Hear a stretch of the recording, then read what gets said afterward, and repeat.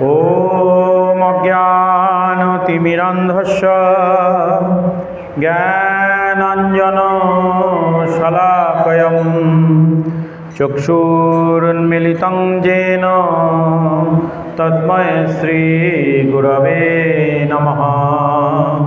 श्रीचैतन्यमनोभीष्टं स्थापितं येन भूतले स्वयं रूपं कदा मह्यं ददाति सपदान्तिकम्। वन्दे अहं श्रीगुरु श्रीयुतो पदकमलं श्रीगुरुन् वैष्णवांश्च श्रीरूपं साग्रजातं सहगणो रघुनाथान्वितं तं सजीवं साद्वैतं सावधूतं परिजनसहितं श्रीकृष्ण चैतन्यदेवं श्रीराधाकृष्णपादान् सहगणो ललिता श्रीविशाखान्वितांश्च वाञ्छाकल्पतरुभ्यश्च कृपासिन्धुभ्यो एव च पतितानां पावनेभ्यो वैष्णवेभ्यो नमो नमो। नमो महावदनाय कृष्णप्रेम प्रदायते कृष्णाय कृष्णचैतन्य नाम्ने गौरत्रिषे नमः।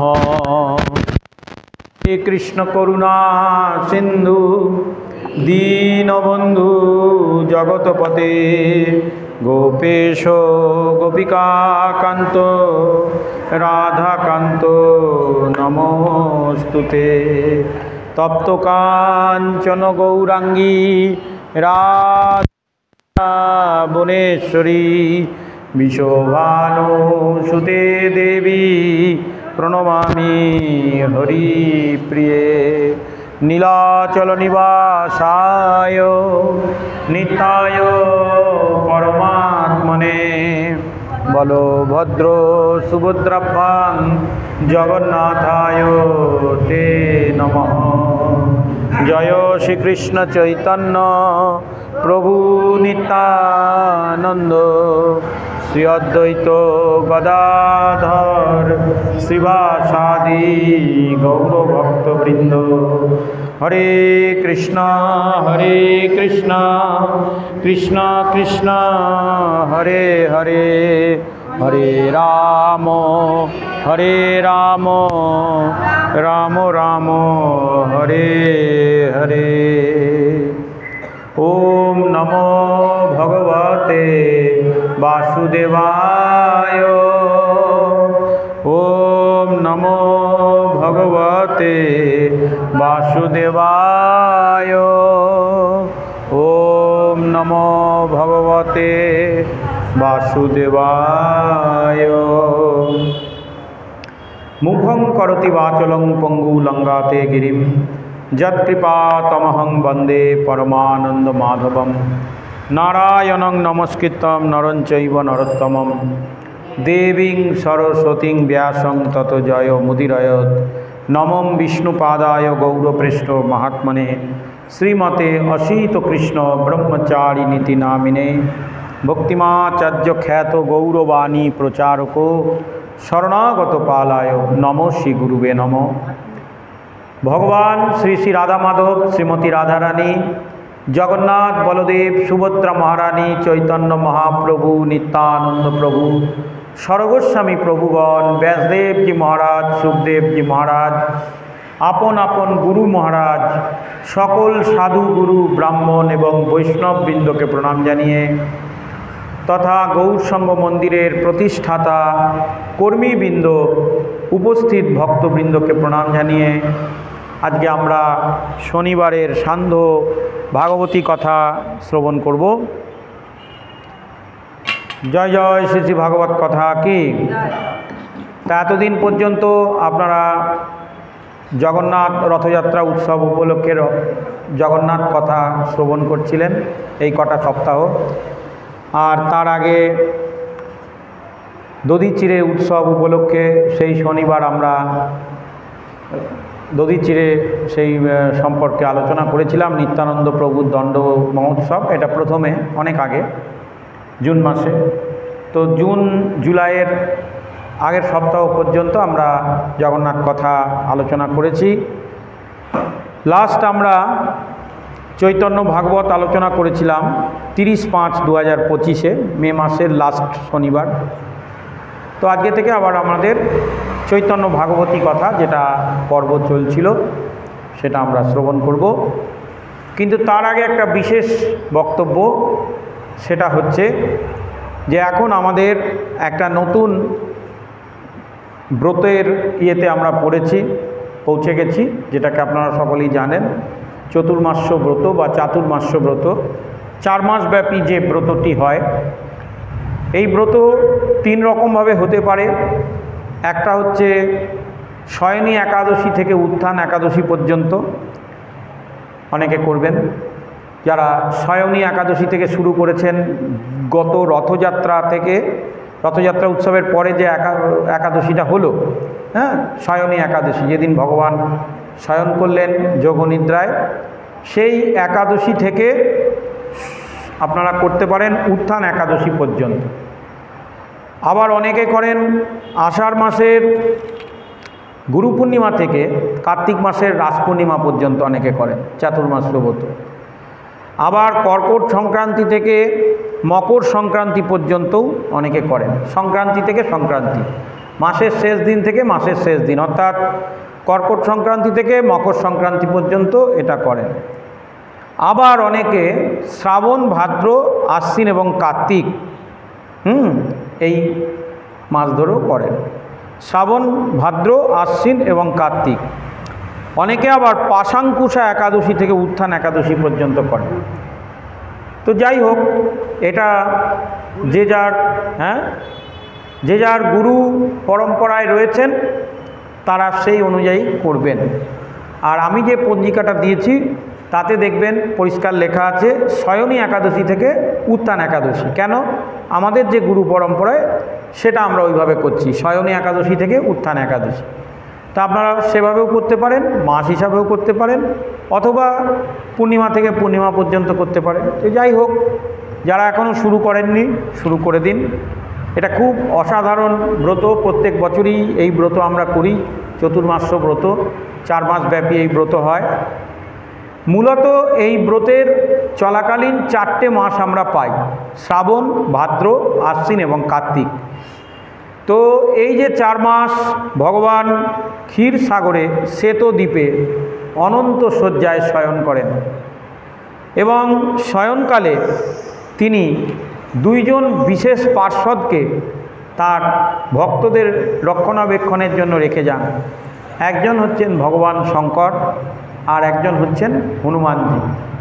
হনুমানজি ব্রহ্ম মুহূর্ত থেকে সন্ধ্যা পর্যন্ত তিনি ভক্তদের দেখাশোনা করেন, আর ভগবান শঙ্কর সন্ধ্যা থেকে আবার সারা রাত পরের দিন ব্রহ্ম মুহূর্ত পর্যন্ত ভগবান শঙ্কর তিনি জড়জগৎ এবং ভক্তদের দেখাশোনা করেন। তো ভগবান এই সময়টা শয়নী একাদশী, যেটা জগন্নাথ রথযাত্রা উৎসবের পরে হয়, সেই সময় তিনি যোগনিদ্রায় শয়ন করেন। এই জন্যে এই একাদশীটার নাম ছিল শয়নী একাদশী। আর ভগবান যখন ভাদ্র মাসের শুক্লপক্ষে যে একটা একাদশী আসবে দেখবেন, সেই সময় ভগবান পার্শ্ব পরিবর্তন করবেন, অর্থাৎ তিনি শয়ন করেছিলেন, পাশ ঘুরবেন, একদম সব আমাদেরই জীবনযাত্রার মতনই। তো শয়নীতে তিনি শয়ন করলেন, ভাদ্র মাসে তিনি পার্শ্ব পরিবর্তন করবেন। আর যখন কার্তিক মাসের শুক্লা তিথিতে যে একাদশী আসবে সেই সময় তিনি আবার উঠবেন, উত্থান একাদশী যাকে বলা হয়। তো এই যে বছরের 4 মাস, এই 4 মাসটাতে খুব সাধুগুরু বৈষ্ণবরা বলছেন যে এই মাসগুলো শাস্ত্রের এবং ভাগবতী সিদ্ধান্ত অনুযায়ী সাধন ভজনের জন্য একটা উপযুক্ত মাস। এখন সাধন ভজন করতে গেলে আমাদের জীবনে কি এসে বাধা দেয়? কাম, ক্রোধ, লোভ, এই সব জিনিস আমাদেরকে সাধন পথের অন্তরায় হয়ে দাঁড়ায়। তাহলে আমাদের শরীরকে যদি আমরা সুস্থ রাখতে চাই, যদি শরীরকে এই প্রকৃতির সাথে, এই সময় প্রকৃতির মধ্যে দেখবেন বর্ষা আসে, বর্ষার পরে শরৎ ঋতু আসে, তো বর্ষার সময় আমাদের শরীরের মধ্যে রজগুণ বৃদ্ধি পায়, রজগুণ বৃদ্ধি পায়, আর শরৎকালে রজ এবং তমগুণ বৃদ্ধি পায়। ফলে মানুষ রজগুণের প্রভাবে অতিরিক্ত রজগুণী আহার করবে এবং সেই রজগুণী আহার করলেই সেই রকমই তার বিহার হবে, তার আচরণ হবে। তখন আধ্যাত্মিক জীবনে সাধুগুরু বৈষ্ণবরা মনে করছেন যে আমাদের যে আধ্যাত্মিক জীবনযাত্রা তাতে কিছু সমস্যা হতে পারে। সেই জন্যে এই 4টি মাসকে বলা হচ্ছে চতুর্মাস্য ব্রত বা চাতুর্মাস্য ব্রত। 4 মাস ব্যাপী এই ব্রত।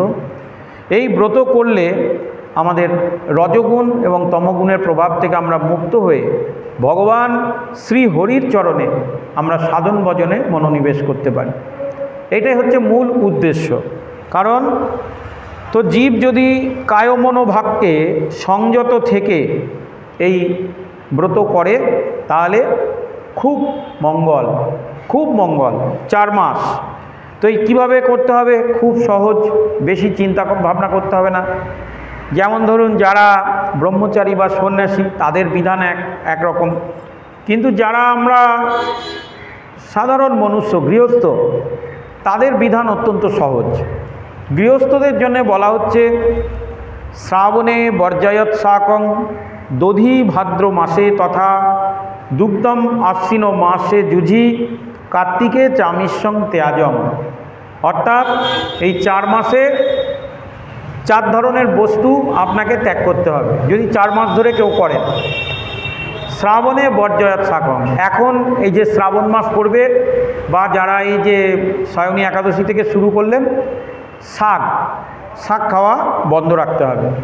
এমনিতেও বর্ষাকালে অনেকে শাকটা কমই খায়, তো এই সময়টা শাক খাওয়া বন্ধ রাখতে হবে। দধি ভাদ্র মাসে তথা শ্রাবণের পরে ভাদ্র মাস আসবে, সেই সময় দধি বন্ধ রাখতে হবে। দুগ্ধম আশ্বিন মাসে যুঝি, আশ্বিন মাস এলে দুগ্ধ বন্ধ রাখতে হবে। কার্তিকে চামিস্যং ত্যাজ, এবার কার্তিক মাস যখন পড়বে তখন ব্রতটা আরও কঠিন হয়ে যাবে। তখন কি করতে হবে? সকল প্রকারের আমিষ আহার ত্যাগ করতে হবে এবং তার সঙ্গে বেগুন, বটবটি, শিম, মাসকলাই, সরিষার তেল আরও বহুবিধ দ্রব্য সেটা কার্তিক মাসে করতে হবে। এইবার যদি কেউ 4 মাস ধরে করতে না পারেন তাহলে শেষে গিয়ে কার্তিক মাসে নিয়ম সেবার মাসে তাকে অনেক কঠিন হয়ে যাবে। তখন 1 সিদ্ধ ভাত, একবার ফল, একবার হচ্ছে অন্ন, এইভাবে করতে হবে। একবার হচ্ছে সাদা অন্ন, ঘি দিয়ে আলু পেঁপে কাঁচকলা, আর রাত্রেবেলায় ফল, বা এইভাবে একবেলা ফল একবেলা অন্ন, এইভাবে খেয়ে থাকতে হবে যদি কেউ শুধু কার্তিক মাস করেন। আর যদি 4 মাস ধরে করেন তাহলে প্রথম মাসে শাক, দ্বিতীয় মাসে দই, তৃতীয় মাসে দুগ্ধ, আর চতুর্থ মাসে গিয়ে আপনার সাধ্যমতো বহুবিধ ফল, বহুবিধ সবজি ইত্যাদি, অর্থাৎ পটল, বরবটি, শিম, মাসকলাই, অনেক রকম বস্তু, সেগুলো সব ত্যাগ করতে হবে কার্তিক মাসে। তো এইটাকে বলা হচ্ছে চতুর্মাস্য ব্রত বা চাতুর্মাস্য ব্রত। এইটা যদি কেউ করতে পারে ভগবান তার ওপর অত্যন্ত প্রসন্ন হন। তাহলে খুব একটা কঠিন নয়, আপনারা শুধু এখন আপাতত শাক খাওয়াটা বন্ধ রাখলেই হবে। চাতুর্মাস্য ব্রত সম্পর্কে পুরাণে বর্ণনা করা হচ্ছে, যো বিনা নিয়মং মর্ত ব্রত বা জপমেব বা চাতুর্মাস্যং নিয়নং মূর্খ জীবন নাপি মৃত হিস। হে ভগবান, এই জড়জগতে চাতুর্মাস্য ব্রত যে পালন করবে না, যো বিনা নিয়মং মর্ত, জগতে আসবে নিয়মকানুন মানবে না, হিসেব নিকেশ মানবে না, ব্রত বা জপমেব বা ব্রত করবে না, জপ করবে না, তাদের জন্য কিন্তু জীবনযাত্রা অত্যন্ত কঠিন হবে। ভগবানের কড়া থেকে কড়া শাস্তি এই জড়জগতে এসে ত্রিতাপ জ্বালা দুঃখ তাকে ভোগ করতে হবে। এটা শাস্ত্রে পূর্বেই বলা হলো। আর যে ব্যক্তি ব্রত করবে, জপ আদি করবে, ভগবানের বিধান মেনে চলবে, তার কিন্তু এই 4 মাস খুব মধুর, মানে এই 4 মাস করলে বাকি আরও দিনগুলো তার ভালোই যাবে। তো যার জন্য বলা হচ্ছে যো বিনা নিয়মং মর্তে, এই মর্তলোকে এসে যে নিয়ম কানুন জপ ধ্যান আদি করবে না, ব্রত করবে না, এটা একটা ব্রত, কিন্তু যে ব্রত করবে না চাতুর্মাস্যং নিয়নং মূর্খ, তাকে মূর্খ বলে ধরে নেওয়া হবে। এবং জীবন্নপি মৃত হিসাব, সে জীবিত অবস্থায় থাকলেও তাকে মৃত বলে ধরে নেওয়া হবে। সেই ব্যক্তির কোনো পূজা পাঠ দান ধ্যান সৎকর্মের পুণ্যফল সে কিন্তু পাবে না, যদি সে চাতুর্মাস্য ব্রত না করে।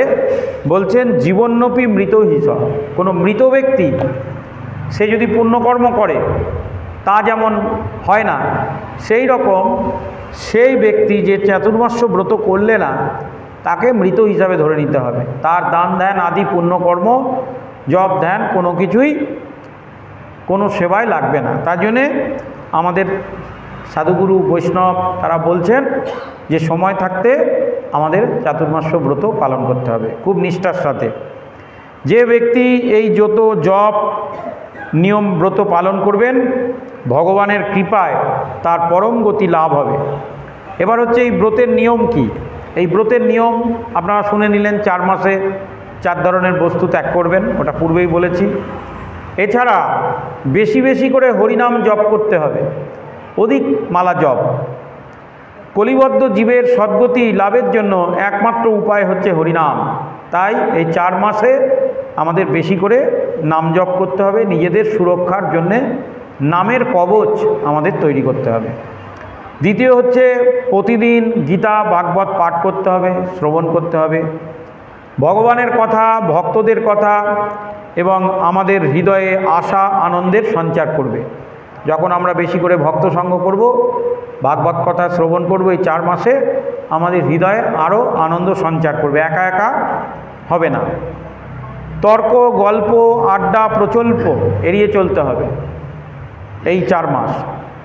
এবং ব্রহ্ম মুহূর্তে স্নান, ভগবান শ্রী মঙ্গলময় শ্রীহরির কৃপা কটাক্ষ লাভ ব্রহ্ম মুহূর্তেই হচ্ছে সবচেয়ে ভালো।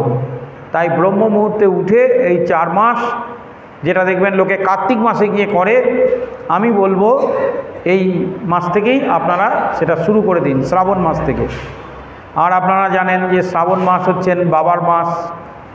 অনেক সাধারণ মানুষও শ্রাবণ মাস কিন্তু পালন করে, নিরামিষ খায়, শুদ্ধ আহার করে, মন্দিরে যায়, সোমবার সোমবার ভগবানের শঙ্করের জন্য উপবাস করে, এটা তো আরও ভালো। তো এই জন্যে আমাদের এই মাস থেকেই শুরু করা উচিত। এবং ভগবান শ্রী হরির চরণে নিজের মনকে নিমগ্ন রাখা, আচার এবং প্রচারে নিজেকে যুক্ত রাখা, এইভাবে আমাদের করতে হবে। তো এই যদি আমরা করি, আমরা অধিক থেকে অধিক ভগবানের কৃপা লাভ করব। জয় জয় শ্রী শ্রী চাতুর্মাস্য ব্রত মহোৎসব কি, তা আমাদের শুরু হয়ে গেছে চাতুর্মাস্য ব্রত। আমার সে সকল ভক্তদেরকে বলবো এই মাসটা, অর্থাৎ এই একাদশী থেকে পরের একাদশী পর্যন্ত আপনারা কিন্তু শাক খাবেন না, শাকটা বন্ধ রাখবেন। তো এইভাবে আমরা চাতুর্মাস্য ব্রত কথা শ্রবণ করলাম। পরের একাদশীতে আবার পরেরটা বলে দেবো। হরে কৃষ্ণ। সকলে ভালো থাকবেন, সকলের মঙ্গল হোক।